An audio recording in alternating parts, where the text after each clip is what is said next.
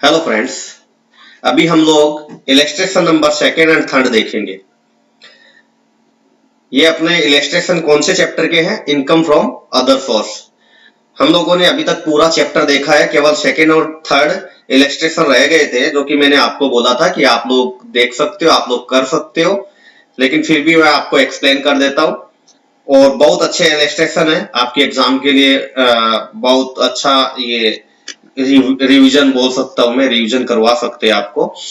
हम लोग टाइम नहीं गवाते हुए देखते हैं। Compute taxable income under the head income from other source of miss x from the following data. In data के बेस पे मिस एक्स का इनकम फ्रॉम अदर सोर्स से इनकम कैलकुलेट करो। सबसे पहले इसने देख के रखा है प्राइवेट ट्यूशन फीस। हम लोगों ने देखा था प्राइवेट ट्यूशन फीस कौन से हेड में आता है? इनकम फ्रॉम अदर सोर्स में आता है। तो ये अपना चला जाएगा इनकम फ्रॉम अदर सोर्स में। तो फर्स्ट अपना ये हम लोग देखेंगे, इसमें आंसर शीट में सबसे पहला ट्यूशन फीस आ गया, ठीक है। फिर सेकेंड उसने देख के रखा है कि आपका 2000 रुपीज है विनिंग फ्रॉम लॉटरी, जो कि हमारा कैजुअल इनकम है। 10,000 से बिलो है, इसके लिए हम लोग इसको ग्रॉस अप नहीं करेंगे, ठीक है। और वैसे भी लिखा हुआ है विनिंग फ्रॉम लॉटरी, ना कि अमाउंट रिसीव्ड फ्रॉम लॉटरी। ऐसे लिखा रहता तो हम लोग ग्रॉस अप करते हैं, लेकिन वो भी कौन से केस में? जब अबो 10,000 होता, लेकिन ये तो 10,000 से बिलो है, तो ये इसको तो देखने की जरूरत भी नहीं है। तो हम लोगों ने देखा ये 2000 हम लोगों ने लिख दिया विनिंग फ्रॉम लॉटरी, ठीक है। अपना हो गया दो, ऊपर से हम लोगों ने दो इनकम को कंसीडर कर लिया, जो कि हमारा इनकम फ्रॉम अदर सोर्स हो गया। फिर थर्ड अवार्ड फ्रॉम केबीसी, इसने सीधा लिख दिया ग्रॉस अप है, आपको ग्रॉस करने की जरूरत नहीं है, इसके अंदर कोई टीडीएस कटा हुआ नहीं है। 3,20,000 तो हम लोग इसमें इनकम में लिख देंगे, इनकम फ्रॉम अदर सोर्स से रिलेटेड होता है, तो 3,20,000। फिर नेक्स्ट अपन लोग चलते हैं, 25,000 है पेंशन फ्रॉम एम्प्लॉयर डिजीज हैजबैंड। देखो पेंशन मिल रहा है किससे? उसके हस्बैंड मरने के बाद में। तो ये कौन सा पेंशन बोलेंगे हम लोग? इसको फैमिली पेंशन बोलेंगे। और फैमिली पेंशन में क्या था कि आपका 1/3 ऑफ पेंशन, 1/3 ऑफ पेंशन, ठीक है।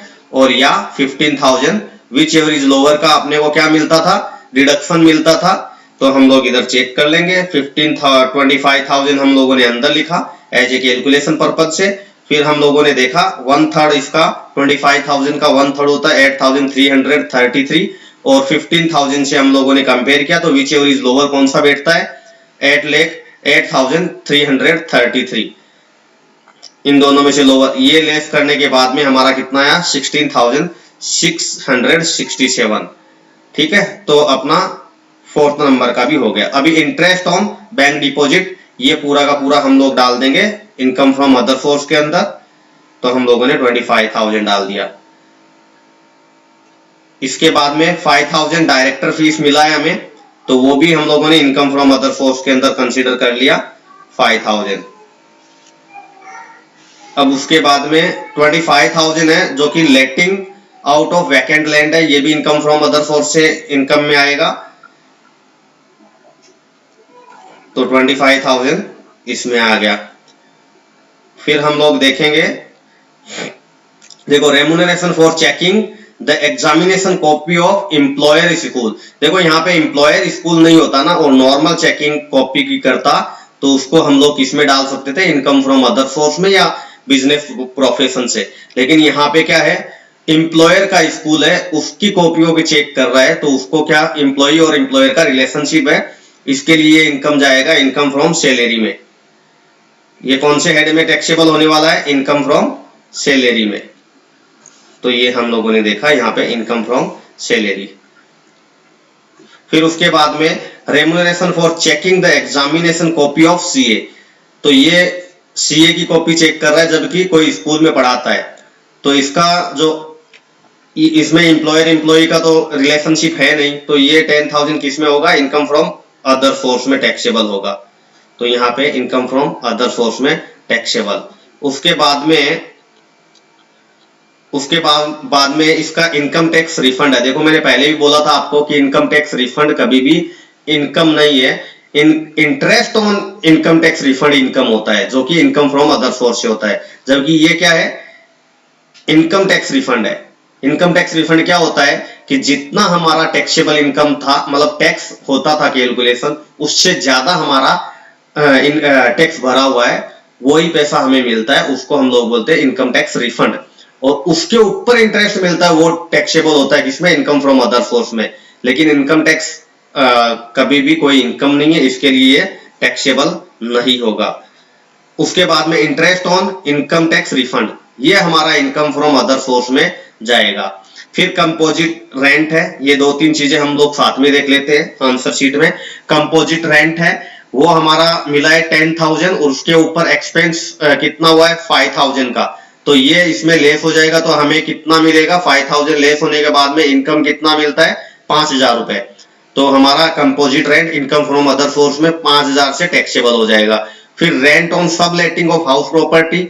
अब सब लेटिंग किसको बोलते हैं, हमने किसी से रेंट पे लिया और उसको हमने किसी दूसरे को रेंट पे दे दिया, तो उसको बोलेंगे सब लेटिंग। और इनसे होने वाली इनकम को किसमें होगा, इनकम फ्रॉम अदर सोर्स में। अभी देखो हम लोगों ने रेंट पे लिया था 12,000 का, और हम लोगों ने 20,000 पे रेंट पे दे दिया इसको, तो हमें इनकम कितना हुआ 12,000 लेस करने के बाद में 8,000 रुपए का। तो यहाँ पे 5,000 और यहाँ पे 8,000 रुपए, ठीक है। फिर इनकम टैक्स पेड, ये कोई एक्सपेंस अलाउड नहीं होता है। Payment made for personal expense, personal expense भी अलाउड नहीं होता है। और payment made to LIC as a premium, खुद का इंश्योरेंस पॉलिसी भी एज ए पर्सनल एक्सपेंस की तरह वो भी अलाउड नहीं होता है एक्सपेंस में। तो हम लोगों ने देखा, देखो एक्सपेंस तो कोई भी अलाउड नहीं होगा क्योंकि ये सारे पर्सनल नेचर के हैं। अब देखो income tax refund not a income. Interest on income tax अपना इनकम फ्रॉम अदर सोर्स है। कंपोजिट रेंट था 10,000 का, 5,000 उस पे एक्सपेंस था, तो इनकम बाहर कितना है 5,000। 20,000 का हम लोगों को रेंट मिला था और हम लोगों ने चुकाया कितना उसी प्रॉपर्टी के अगेंस्ट में 12,000 रुपए रेंट चुकाया, तो हमारे नेट इनकम कितनी 8,000 की। ऐसे करके हमारा total income from other source हो गया 4,26,767। कंप्लीट होता है अपना question number illustration number second. अब हम लोग बढ़ते हैं थर्ड नंबर इलस्ट्रेशन की तरफ, ठीक है।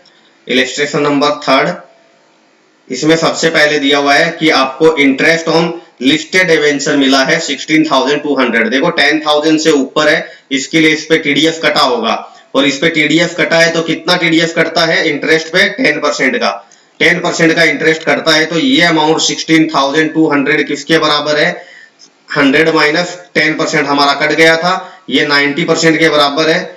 हम लोग ग्रॉसअप करेंगे तो ये आ जाएगा 18,000। इसको ग्रॉसअप करना पड़ेगा क्योंकि इंटरेस्ट इनकम 10,000 से प्लस है, तो इस पे TDS कटा हुआ है। तो यहाँ पे इसको 16,000 को ग्रॉसअप करेंगे तो 18,000 यहाँ पे आ जाएगा। सेकंड हमारा, अभी देखो लेटिंग out of building and machinery और कंपोजिट लीज है, इसके लिए इनकम फ्रॉम अदर सोर्स के अंदर ये कवर्ड होगा। 15,000 रुपए उसका पर मंथ लेटिंग आउट पे मिल रहा है, हमें 1.5 लाख रुपए मिल रहा है। और ये ध्यान रखना ये कौन से बेसिस पे बुक मेंटेन कर रहा है, ये देखने लायक बात है। श्री अनिल कैश बेसिस पे कर रहा है, रिसीट एंड पेमेंट अकाउंट देके रखा है, इसके लिए हम लोग समझ सकते हैं कि ये कैश बेसिस पे अकाउंट मेंटेन करता है। इसके लिए हम इसका 12 मंथ का नहीं लेके जितना इसको रिसीव हुआ है रेंट उतना ही हम इसका इनकम कंसीडर करेंगे। तो 1,50,000 का इसको एज ए रेंट मिला पूरा बिल्डिंग का, मतलब मशीनरी बिल्डिंग वगैरह का कंपोजिट रेंट मिला, उसके अंदर ये खर्चा हुआ 1,000 रुपए हम लोग लेस कर देंगे, ये अलाउेबल एक्सपेंस है। रिपेयर का खर्चा भी उसका अलाउेबल है, कैपिटल रिपेयर का अलाउड नहीं होगा। और interest paid outside without deducting TDS, तो ये भी अलाउड नहीं होगा। केवल कितना खर्चा अलाउड होने वाला है इसको, interest paid outside without the deducting, हाँ ठीक है। फिर नीचे क्या देख के रखा है कि नीचे इंफॉर्मेशन और है कि 4,000 का डेप्रिसिएशन ये अलाउ होगा इसी इनकम में से, क्योंकि इसके अगेंस्ट में ही इनका डेप्रिसिएशन है वो अलाउ होता है।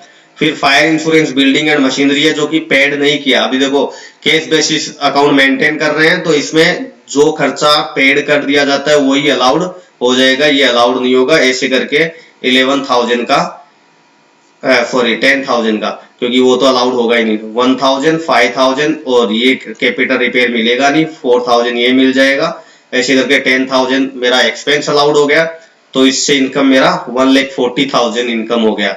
अभी नेक्स्ट उसको और क्या मिला, हाँ देखो, गिफ्ट फ्रॉम फादर, ये रिलेटिव है, रिलेटिव से मिलने वाला income income from other source में कभी भी टैक्सेबल नहीं होगा, तो ये टैक्सेबल नहीं होगा, नील आ गया।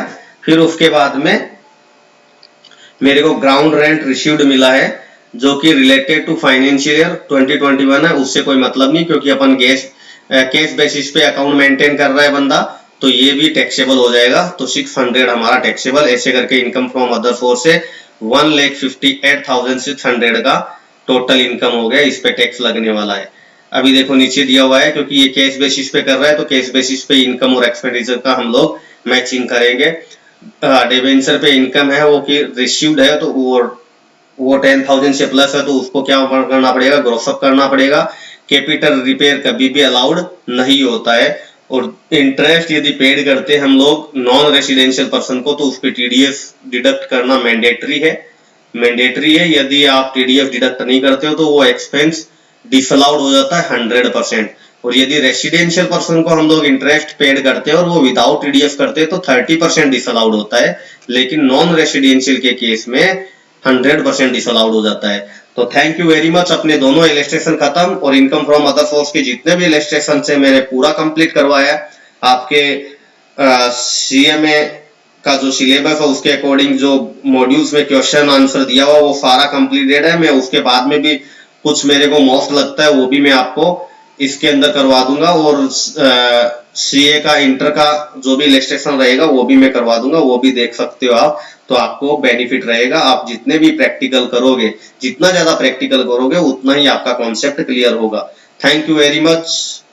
कंप्लीट नेक्स्ट टॉपिक के साथ में नेक्स्ट वीडियो के साथ में मिलते हैं। Thank you very much.